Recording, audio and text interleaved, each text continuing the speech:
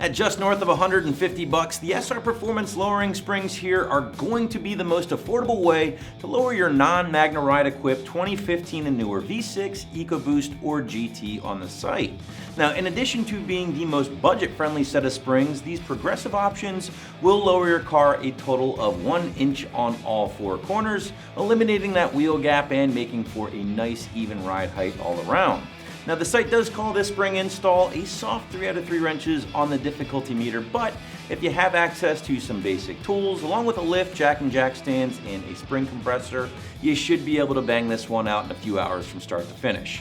But what do you say we talk about some of the finer details here with the SR Performance lowering springs? And again, first and foremost, the drop exactly 1 inch on all 4 corners, which, if you've been shopping around for lowering springs for that S550, you'll notice this is a drop a lot of manufacturers tend to go with, and there is a reason for that.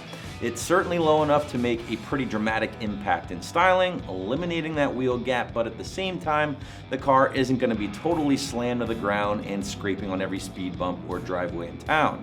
So we know the drop will help improve appearance, but springs will also help improve some areas of your Mustang's performance, such as reducing body roll, brake dive under hard braking, and excessive squatting under hard acceleration. Now, it won't be nearly as dramatic on the S550 as it is pretty capable and fresh right from the factory, but a big difference should be noticeable. Now, part of this can be attributed to the slightly firmer spring rates compared to your factory options. Specifically, guys, you're going to be looking at a 185 to 275 pound front and an 800 pound to 880 pound spring for the rear. Now, you will notice I gave 2 different numbers for both front and rear options, and that's because the SR springs do feature a progressive spring rate. So basically means that lower number is going to be your softer initial spring rate, and that higher number will be when the spring is fully compressed. Basically, guys, the spring does progressively firm up the harder they are pushed, and this is again another common feature you will find on most springs on the site here for your S550, with the exception of a few hardcore performance-oriented options, because you're going to be getting the best of both worlds with that progressive spring. You're getting that softer initial spring rate, basically meaning these things will be a little softer, a little bit more comfortable while cruising. And when you do push the car a little bit harder, you're gonna roll onto some of those firmer rates. And at that point, you will notice some of the handling benefits of that firmer rate. Now, before we get into the install, I always like to remind you guys who are thinking about pulling the trigger on these particular springs for your S550, check out the product page on the site if you haven't already done so, and more specifically, the customer submitted images and review. Now, this is going to be a great way for you guys to see how your own car might sit after the spring install, in addition to getting some real world feedback from owners out there who are actually pounding the pavement with these installed. So again, if you haven't already done so, feel free to check those out at any time. But now let's get into the installation as promised. And again, the site does call this one a soft 3 out of 3 wrenches on the difficulty meter, which I personally think is a bit much, but if you've never done springs before, it might be a new and challenging experience. Either way, guys, to give you a better idea of what you're in for in the garage or shop, here is a detailed walkthrough along with the tool breakdown. Tools you'll need for this installation are as follows: an impact gun or a ratchet, a 13mm socket, a 15, an 18, a 21, and a 24, a small extension, and a 17mm wrench, and a good set of work gloves. Now we're going to begin by supporting our vehicle on our lift, and at home, if you're only using a jack and jack stands, make sure you safely support your vehicle up on a set of jack stands. After that, we're just going to go ahead and pull our wheels off. Now, you may have custom wheels, you may have stock wheels. Ours has custom, so use the tool that is needed to remove your stock wheels. After that, we're going to go ahead and start disassembling our rear suspension, pop our rear springs out, and we'll get our new ones in. Then we'll move on to the front. Car supported, wheels off. We're going to go ahead and remove our shock now. Now, to remove our shock, we're going to remove the 2 18mm bolts on our top mount, followed by the 215 on our lower control arm that secure the lower shock mount in place. And we're just gonna go ahead and slide our shock up and out. After that, we're gonna go ahead and move on to disconnecting our subframe from the bottom of our car. With our 18mm socket, let's go ahead and get these off.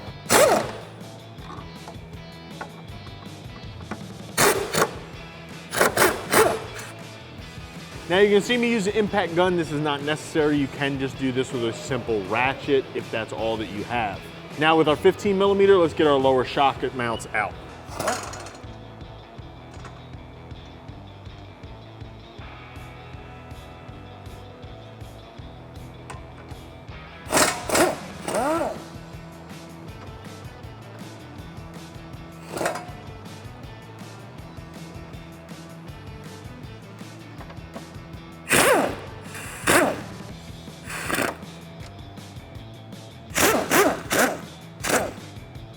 Next, we're gonna go ahead and take our subframe bolt out.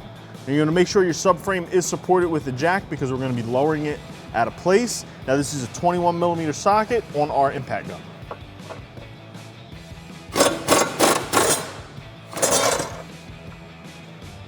Now with the same 21 millimeter socket, we're gonna take our other subframe bolts out. I must warn you that your spring will unload, so you're gonna see either your subframe or your car move just slightly. Don't panic, this is normal.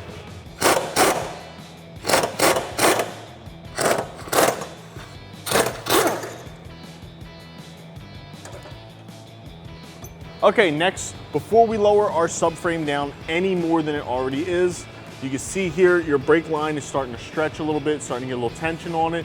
You don't want that to happen. You don't want damage done to your brake lines. What we're gonna do is with our 13 millimeter socket, come up here and take the bolt out of our bracket, and that'll give us plenty of slack in our brake line to lower our subframe down and get our spring out. The 13 mil, we're gonna go ahead and get this bolt out of here.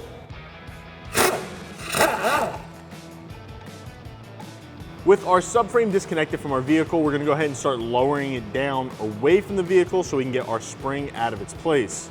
Now we're using a pole jack. If you're at home on the ground using jack stands, you're gonna go ahead and slowly lower your floor jack down.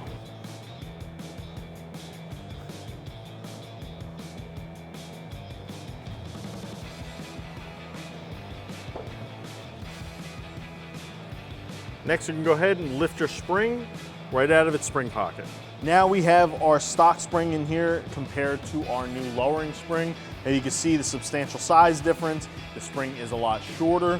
Also, the material that is made out of is slightly thicker. That's gonna give us a little bit heavier ride on our Mustang because it's now lower. You don't want it too soft. Now we gotta switch over our isolator from our stock spring onto our new lowering spring. With our new lowering spring ready with our isolator, we're gonna go ahead and slide this back down into our spring pocket.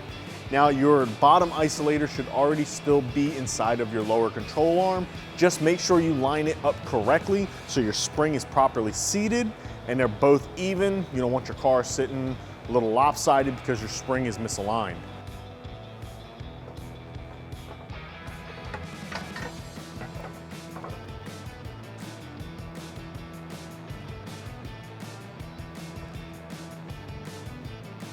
All right, with your spring in place, we can go ahead and start lifting our subframe back up in place and secure it with our two large subframe bolts.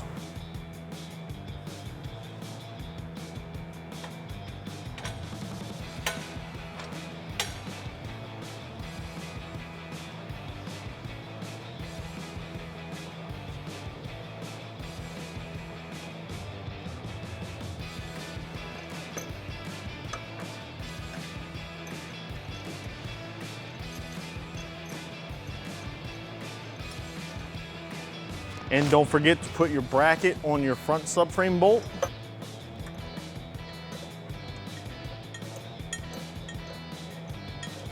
And remember to always start your bolts by hand, not with your impact tool.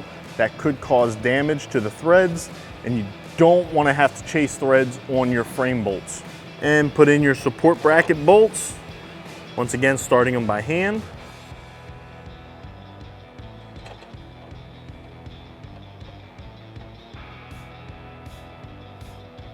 Now with all your hardware started, we can go ahead and tighten up all of the bolts, beginning with our heavy subframe bolts. Then we'll go ahead and tighten up our bracket bolts.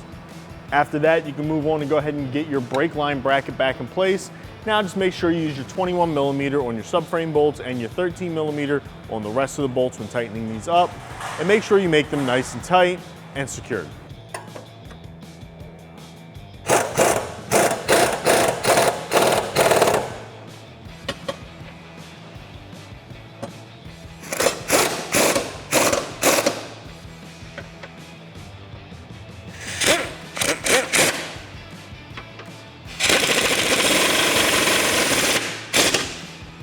ahead and get your brake line bolt back in place.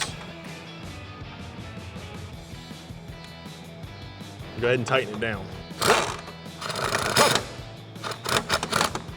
Next, we're gonna go ahead and just get our factory shock back in place. Just drop that back down and secure the bottom mounts.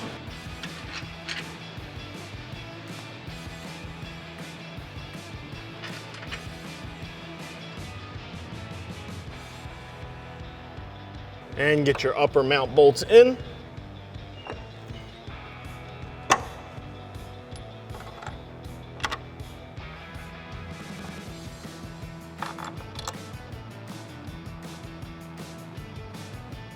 Now, once all the bolts are in, go ahead and tighten them down. Remember, use your 18mm on top and your 15mm down on the bottom.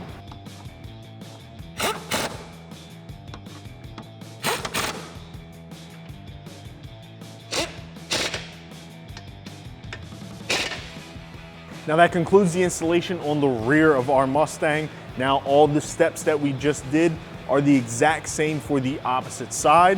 Now we're gonna go ahead and move to the front and get that knocked out. All right, we're gonna begin disassembly on our front suspension by removing our caliper. We're gonna take the 2 bolts out of it, and then we're gonna swing it out and hang it safely on a bungee cord, or I have a small brake caliper hook. This way our brake caliper doesn't hang from our brake line, cause any damage, or later you go to hit your brakes and they're just not there. That would be terrible. After that, we're gonna go ahead and disconnect our lower strut mounts, our sway bar end link, and we're gonna disconnect our ABS line from our strut, and we're gonna lower the car down and remove the 3 bolts that hold our entire strut assembly in our strut tower. Now with a 14mm socket on your impact gun or ratchet, we're gonna go ahead and get our caliper off.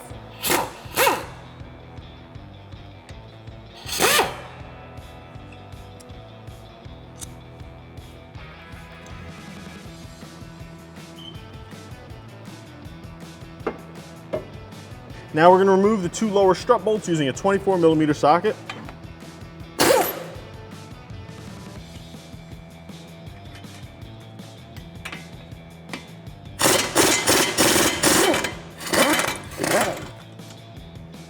Now to get the bolts out of our lower strut mount, we're going to have to use a hammer because they are knurled, which means they are held in place almost like they're a press fit.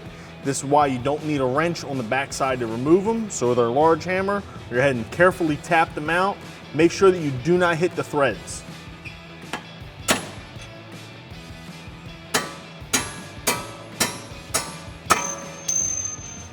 As you can see, these lines right here on the bolt are the knurls I'm talking about. They're also called splines. And what this does is it locks the bolt in place so it doesn't turn on you when you're tightening it up.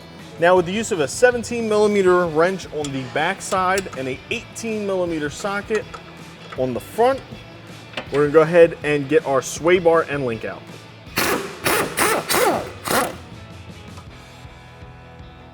All right, now that our lower mount is all disassembled on our strut, we're gonna go ahead and get our vehicle down so we can access the bolts on the top of our strut. We're gonna take out those 3 bolts, slide our strut out of our strut tower, go over to the spring compressor, and take our strut assembly apart and swap in our new lowering spring.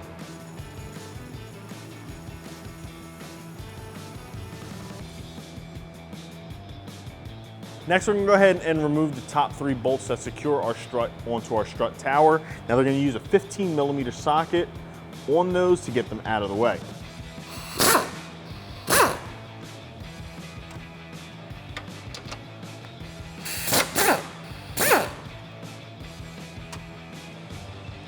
Now make sure that you keep a good grip on your strut when taking out your final bolt so it doesn't fall.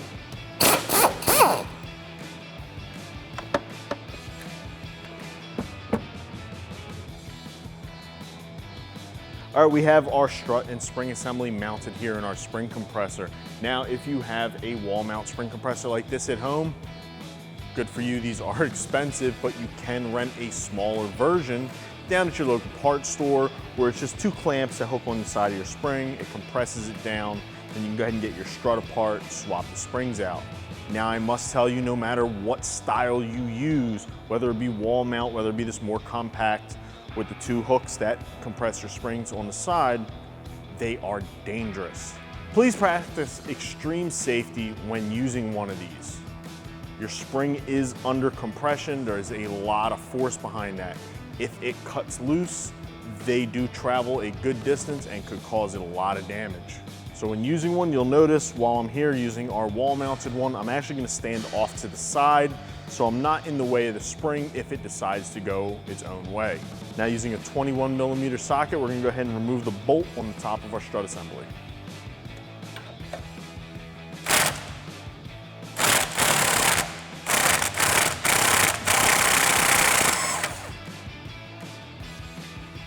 Now you can slowly loosen the pressure off of your strut.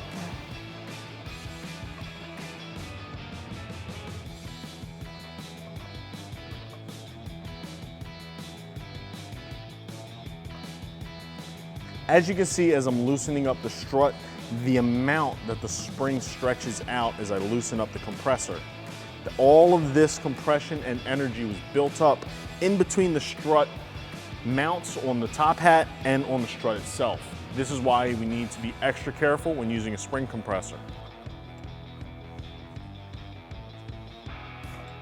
As you can see here, our stock spring compared to our new lowering spring, there is an incredible size difference. We're gonna get a lot of lowering out of this new spring. But as you can see how much energy was actually stored up in our strut when we took this off. Now let's go ahead and get rid of this one, and we got our new one in place.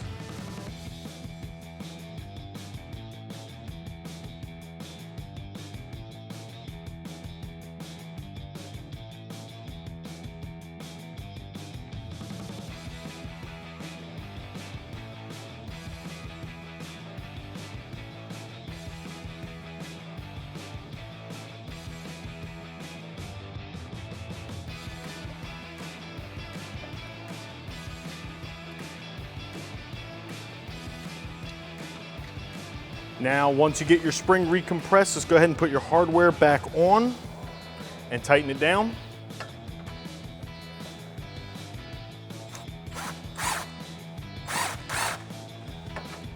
All right, with our spring and strut assembly assembled, we can go ahead and get this back in our car.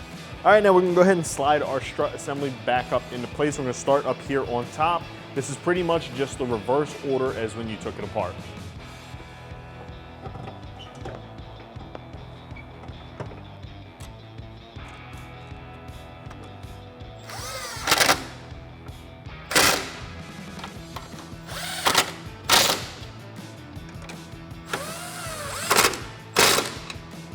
Now continuing with the reverse of disassembly, we're gonna go ahead and get our sway bar end link in, get the nuts started. Using your 17 and your 18 socket, go ahead and tighten it down.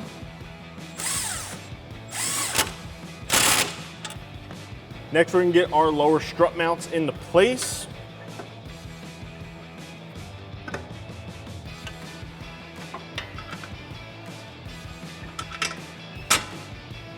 Go ahead and reinstall your nuts on the back of the bolts, and using your 24mm socket, go ahead and tighten them down.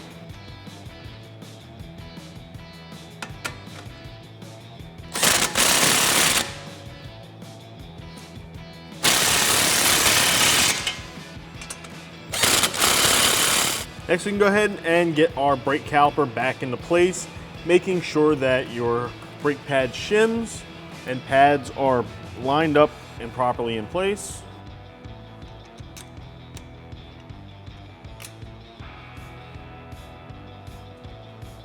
All right, now with your 15mm socket, go ahead and tighten up your brake caliper. All right, now we've reached the end of our installation on our lowering springs. Now, I hope you enjoyed this video and it showed you just how easy it is to do this job at home in your driveway or your garage. For more parts and videos like these, make sure you visit us at AmericanMuscle.com.